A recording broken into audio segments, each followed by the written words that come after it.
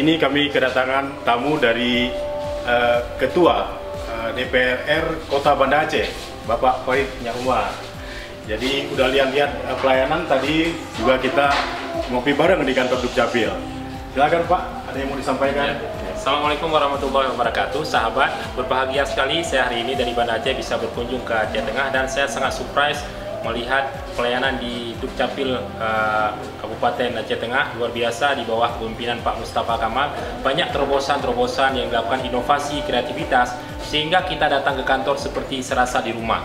Ini suatu terobosan yang luar biasa yang perlu kita apresiasi dan tentu harus terus disebarkan kepada daerah lainnya. Dan saya pikir Aceh Tengah bisa maju, dan insya Allah ke depan bisa menjadi salah satu rujukan bagi kabupaten kota lain untuk pelayanan masyarakat.